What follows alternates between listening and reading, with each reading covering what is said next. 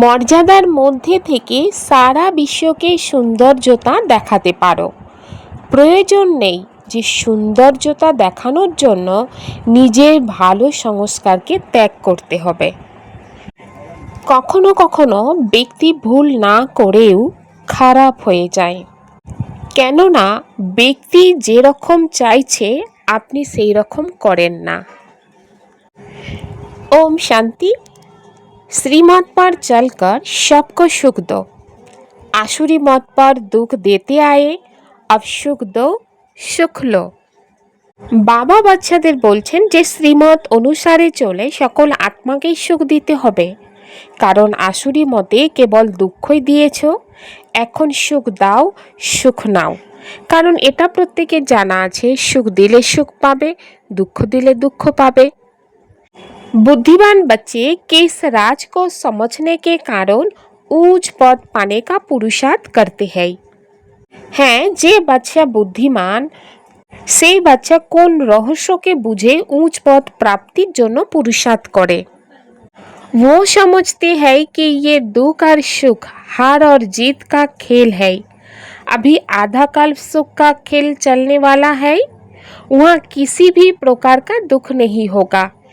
अब नई राजधानी आने वाली है, उसके लिए बाप अपना परम धाम छोड़कर हम बच्चों को पढ़ाने आए हैं। अब पुरुषार्थ कर ऊंच पद लेना है। अच्छा, बुद्धिमान बच्चारा बोझे এ হলো দুঃখ আর সুখ, হার আর জিতের খেলা। এখন অর্ধকল্প সুখের খেলা চলবে, সেখানে কোনো রকমের দুঃখ থাকবে না। এখন নতুন রাজধানী আসছে, তার জন্য বাবা নিজের পরমধাম ত্যাগ করে আমরা যে বাচ্চা আমাদের পড়াতে এসেছেন, এখন পুরুষার্থ করে উচ্চ পদ নিতেই হবে। হ্যাঁ, এখন দুনিয়া বদলে যাক, কিন্তু বাবা যে আমাদের সুন্দর শিক্ষা দিচ্ছে সেই শিক্ষা থেকে আমরা কখনো বদলে যাব না, অর্থাৎ রাবণের রাস্তায় পা দেব না। বাবার বা ঈশ্বরীয় মহাবাক্যকে ভালো করে বোঝার জন্য আত্মা বোধের শক্তির প্রয়োজন, কারণ আত্মা এখন তমপ্রধান হয়ে গিয়েছে, আর তমপ্রধান হওয়ার জন্য একেবারেই বোধহীন হয়ে গিয়েছে। বাবা বলেন, তোমরা বাচ্চারা তো জানো যে আমরা কোন রূপে বোধহীন ছিলাম, এখন কিন্তু বুদ্ধিমান হয়েছি। হ্যাঁ, অন্য কোনো সৎসঙ্গে ইত্যাদি এইসব কথা বলা হয় না, সেখানে শাস্ত্র, রামায়ণ ইত্যাদি পাঠ করা হয়। এক কান দিয়ে শুনে অন্যটি দিয়ে বেরিয়ে যায়, কোনো প্রাপ্তি নেই। যজ্ঞ, তপ, দান, পুণ্য ইত্যাদি অনেক করে ধাক্কা খেতে থাকে, প্রাপ্তি কিছুই নেই। এই দুনিয়াতে কারোরই সুখ নেই। अब बाप सारी समझ देते हैं, सबको सुख शांति देने वाला एक ही बाप है। मनुष्य तो बिल्कुल ही घोर अंधियार में है। এখন বাবা বাচ্চাদেরকে সবকিছু বোঝার শক্তি বা ক্ষমতা দিচ্ছেন, কারণ সবাইকে সুখ শান্তি দেওয়ার জন্য এক বাবাই আছে না। দুনিয়াতে মানব তো ঘোর অন্ধকারেই পড়ে আছে, যারা ভক্তি করে তারাও স্মরণ করছে, হে দুঃখকর্তা সুখকর্তা এসো, সদ্গতি দাতা এসো। এটা দেখার বিষয় না যে দুনিয়া এখন কোন অবস্থায় পড়ে আছে। সকল আত্মার মধ্যে দুঃখ আছে, অর্থাৎ সবাই দুঃখী হয়ে পড়ে আছে। হ্যাঁ, সারা বিশ্বে যে সকল মনুষ্য আত্মা আছে, কারোরই জানা নেই যে পরমাত্মা বাবা কে এবং সেই বাবার কাছ থেকে আমরা কি প্রাপ্তি করতে পারি। বিশ্বপিতা বাবাকে সঠিকভাবে জানেই না, তো ধাক্কা খেতে থাকে। ধাক্কা খায় কেন? শান্তির জন্য, কারণ সবাই শান্তি চাইতে থাকে কিন্তু শান্তি মেলে না। একবার এখানে একবার ওখানে এইভাবে যেতেই থাকে। হ্যাঁ, বলে থাকা হয় যে মনের শান্তি চাই, আসলে এই কথাটা বলে কে? আত্মা। আত্মায় যে বলতে থাকে এটাও মানব জানে না। তো কেন জানে না? বাবা বলেন দেহের অভিমানের কারণে। আজকে সাধু সন্ন্যাসী আদি সবাই দুঃখী, সবাই শান্তি চায়, কারণ বিমারি বা অসুস্থতা তো সাধু সন্ন্যাসী সবাইয়ের হয়, এমনকি অ্যাক্সিডেন্টও হতে থাকে।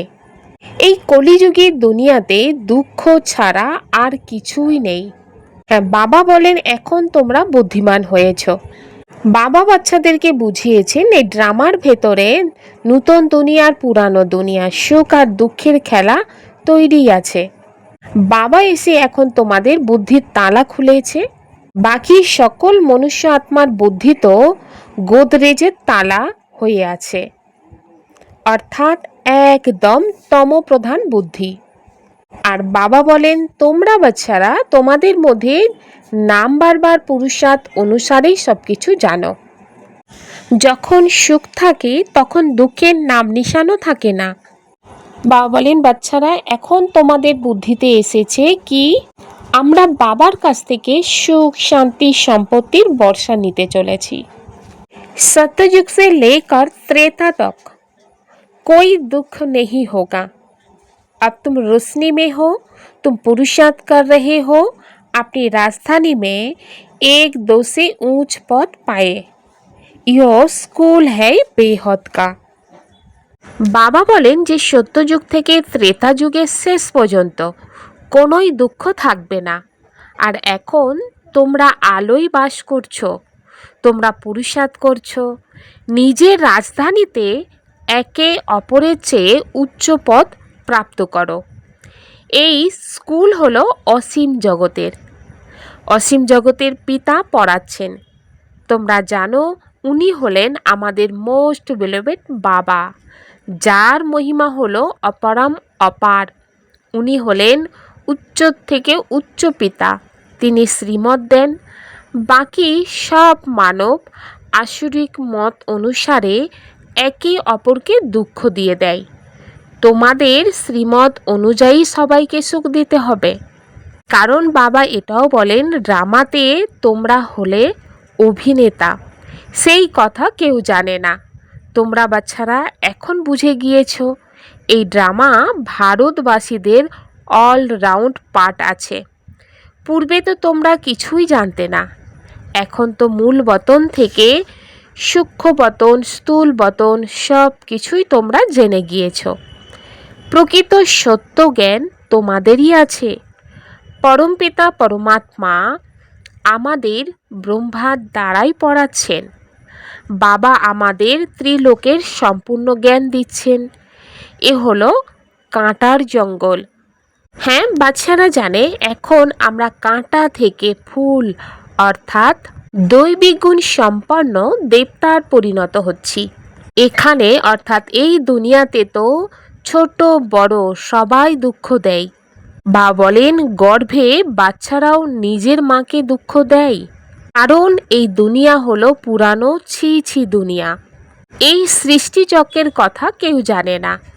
আমরা কোথা থেকে এসেছি, আবার কোথায় যাব কিছুই জানে না।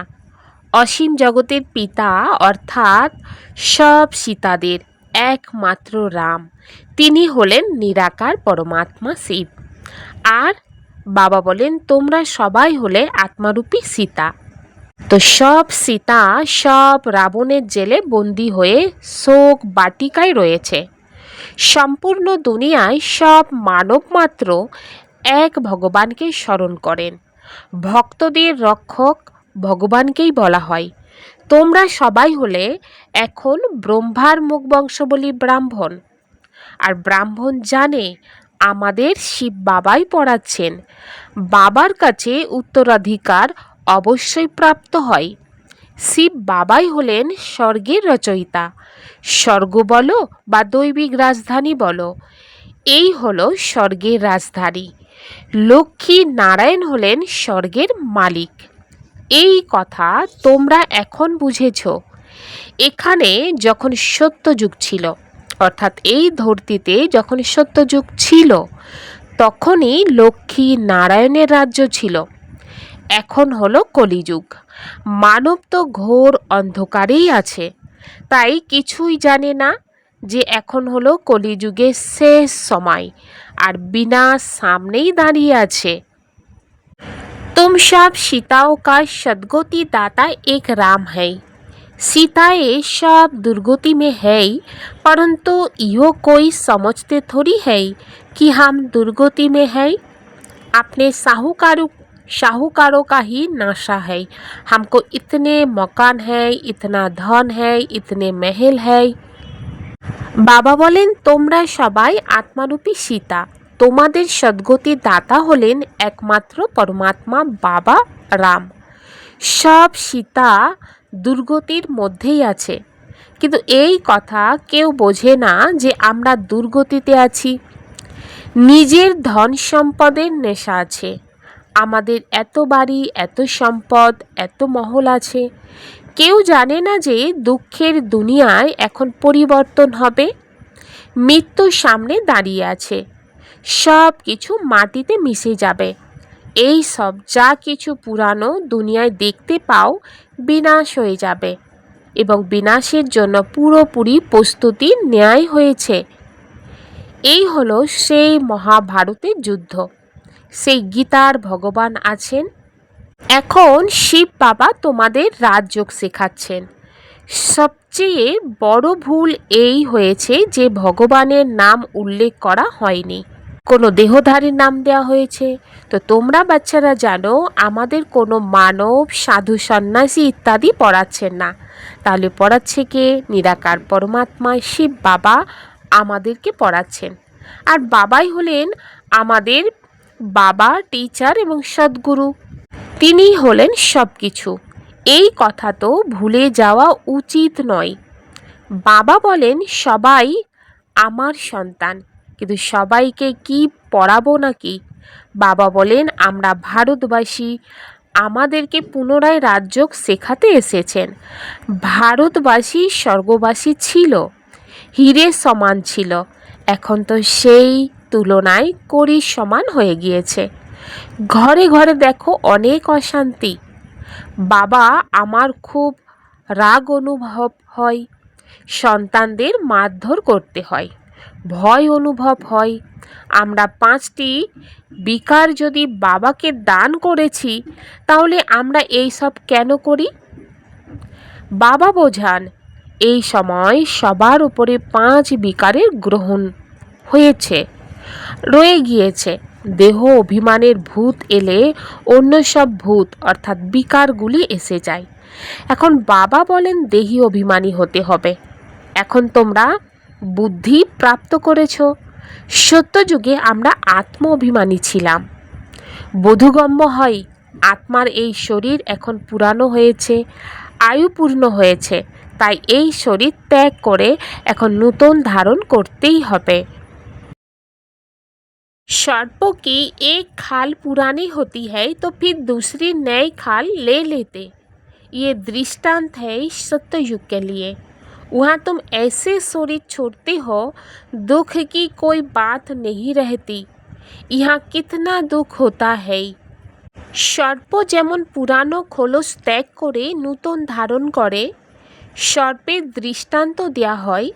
এই দৃষ্টান্তটি হলো সত্যযুগের। সেখানে তোমরা এমন করে শরীর ত্যাগ করো, দুঃখের কোনো কথাই থাকে না। এখানে অনেক দুঃখ, কান্নাকাটি ইত্যাদি অনেক হয়। এখন তোমরা বাচ্চারা জানো এ হলো পুরানো খোলস। এখানে কোনো নূতন খোলস প্রাপ্ত হয় না, কারণ এটা হলো অন্তিম পুরানো জুতো। এখন তোমরা এর প্রতি বিরক্ত হয়েছ।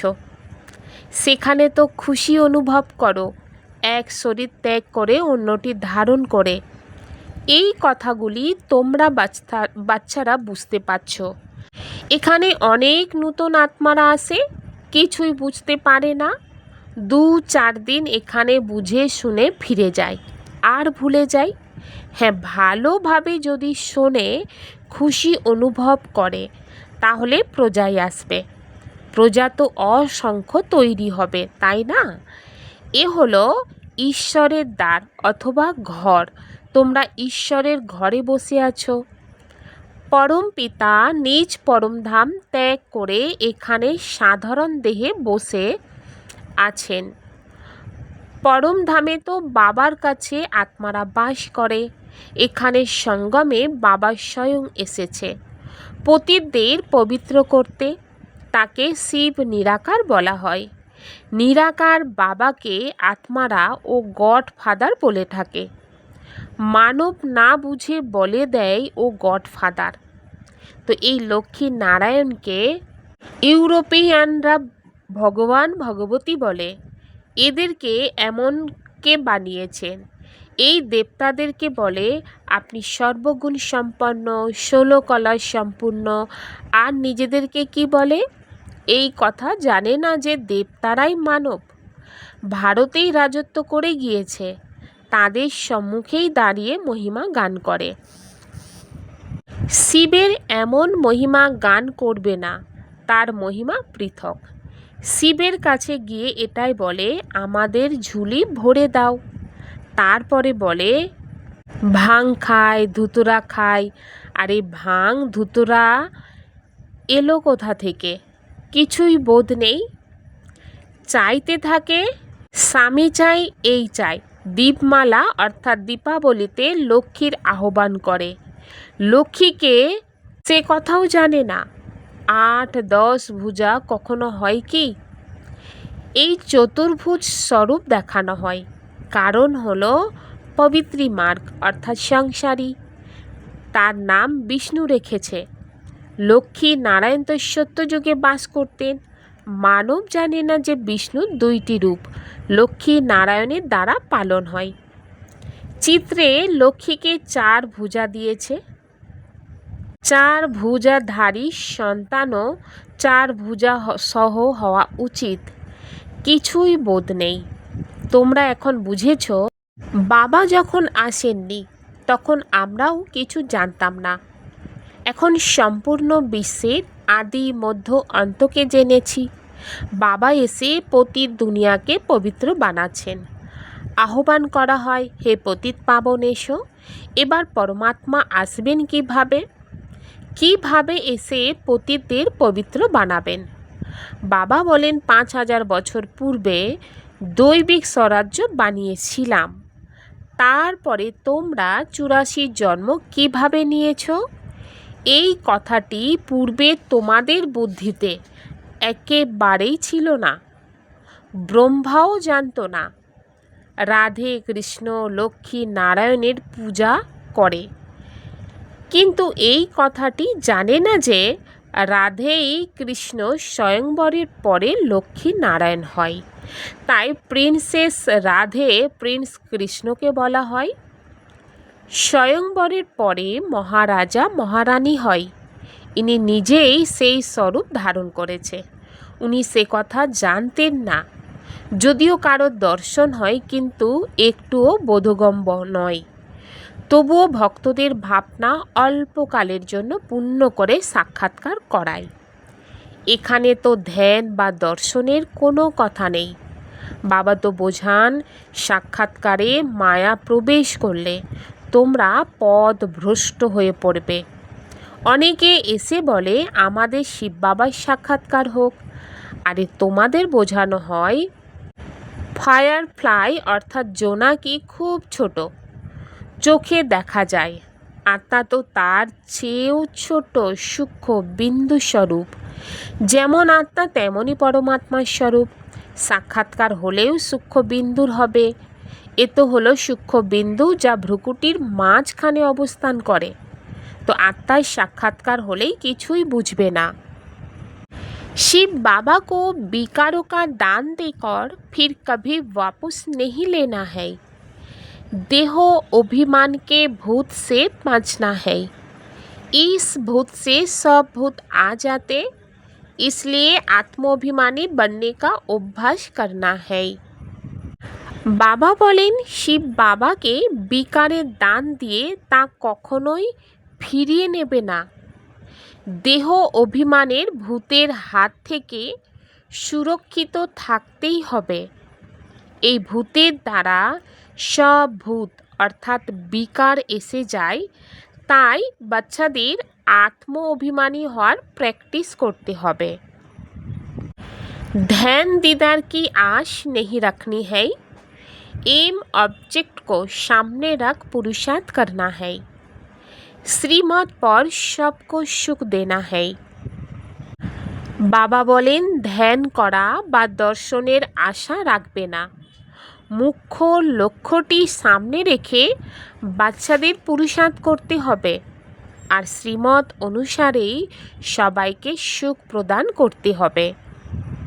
करावन हार की स्मृति से सेवा में सदा निर्माण का कार्य करने वाले कर्मयोगी भाव।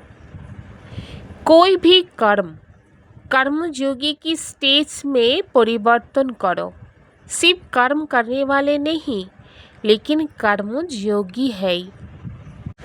बाबा बोलें जे करावन हारे स्मृतिर द्वाराई सेवाते सर्वदाई निर्माणेर कार्य करे কর্মযোগী হতে হবে। যে কোনো কর্মযোগী স্টেজে পরিবর্তন করতে হবে। কেবল কর্মকারী নয়, কর্মযোগী। কর্ম অর্থাৎ ব্যবহার আর যোগ অর্থাৎ পরমাত্ম দুইয়ের যেন ব্যালেন্স থাকে। শরীর নির্বাহের পিছনে আত্মার নির্বাহ যেন ভুলে যেও না। এই কর্মই করো না যে বাবাকে ভুলে যাবে। যে কর্মই করো না কেন তা যেন ঈশ্বরের সেবা অর্থেই হয়। এই জন্য সেবায় নিমিত্ত মাত্রের মন্ত্র বা করণহারের স্মৃতি সংকল্প সদা যেন স্মরণে থাকে। करावन হারকে ভুলে যেও না, তাহলে সেবাতে নির্মাণ থাকতে পারবে। অর্থাৎ নম্রও থাকতে হবে এবং কিছু নির্মাণ তৈরি করতেও পারবে, निमित्त भावो रखते होबे। सेवा और सम्मान संपर्क में विघ्न पड़ने का कारण है पुराने संस्कार, उन संस्कारों से वैराग्य हो। बाबा बोलेन सेवा एवं सम्बन्ध सम्पर्के विघ्नित होवार कारण हलो पुरानो संस्कार। সেই কারণে সেই সংস্কার থেকে যেন বৈরাগ্য হয়, যে সংস্কার বিঘ্ন দেয়। ওম শান্তি।